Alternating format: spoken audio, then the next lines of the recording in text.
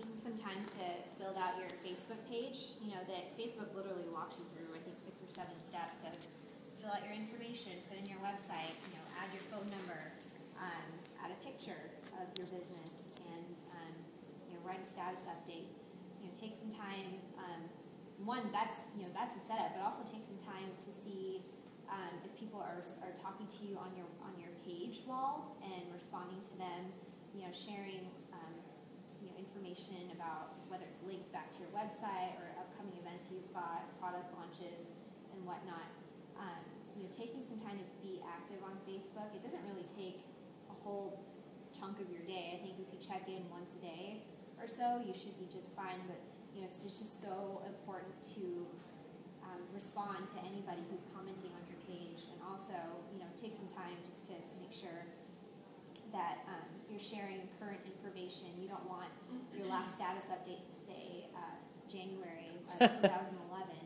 You know, someone who's searching for your brand name online, they're going to see your website and the search results, but then probably 2 or 3 right under that, they'll see your Facebook page. So they're going to go visit your Facebook page, and they're going to see that you haven't been active in months. You know, for someone, you know, who is active on Facebook or not, you know, that's still a reminder to them, like, oh, this brand is not very active online. So I'm always a big proponent of focus on where your audience is. So to me, I don't recommend being active on everything, because, you know, if you set up your Foursquare, your Yelp, your YouTube, and LinkedIn, but only post once and then leave it alone for months, you know, that's almost worse than not being online at all. You're not doing anything to be active in those communities. You know, it's smarter just to stay active in 1 or 2 platforms or websites than to spread yourself thin, overwhelm yourself, and not do anything at all. And like, if you're going to exercise, think about it as exercise for social media. You know, if I'm going to try to get some new exercise, am I going to go buy equipment for volleyball, basketball, basket weaving? No, I'm just joking. And you know, et cetera, et cetera, et cetera. Or should I just spend my time and become a good volleyball player, learn the techniques, get everything going down, and pretty soon I'm playing with other people in that realm. I mean, just as a fun example. But a lot of people, my pitch all the time is that you don't need to be in 7 places. If you can be in 1 or 2 and be active, that's huge.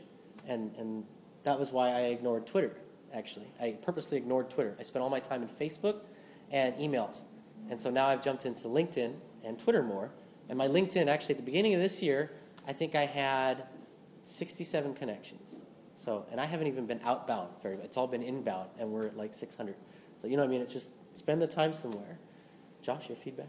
Well, just for the record, Julian is now talking about underwater basket weaving 2 times this morning, so I think there might be a habit forming. I really want a class. I really want that class. Do an intervention at this point. No, for small business owners, I'd say the first thing is build a plan. I see so many people going, oh, it's Facebook, cool, just set up a page and post 3 things that are important to me. Wow, this is rad. No one's talking to me. What's going on?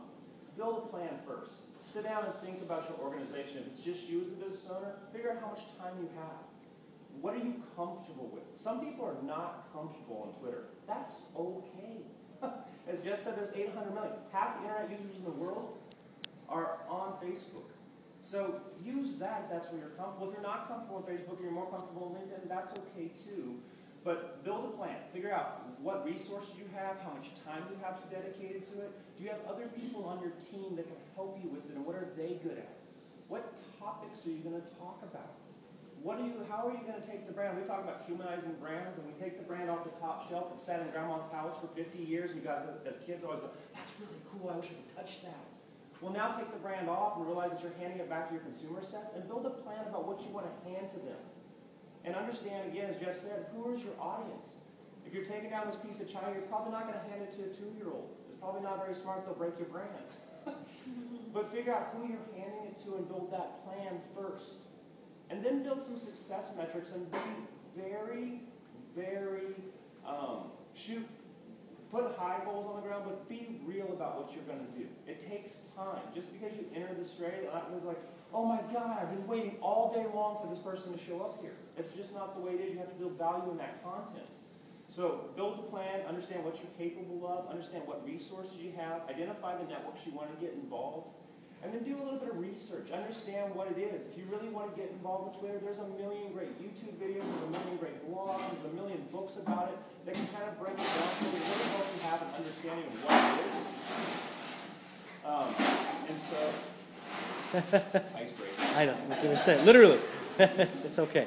I'll give it a second.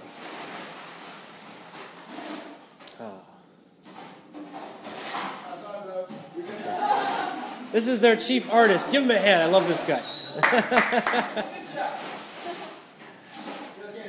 That's okay. Then the next thing is then get involved. Build out your pages. Some people get really everyone got really involved with Facebook tabs. I got to have this whiz-bang Facebook tab. Sometimes that's not it. It's really the content. Especially if you're doing a gateway tab, they might only see it for 30 seconds ever. That tab is only trying to motivate them on. It's the content that you publish on a daily or weekly basis is what's going to be there. And the cool part is that you're in there with their grandmother, their best friend from college, your company or yourself as an individual, and then their wife, if you will, or their significant other.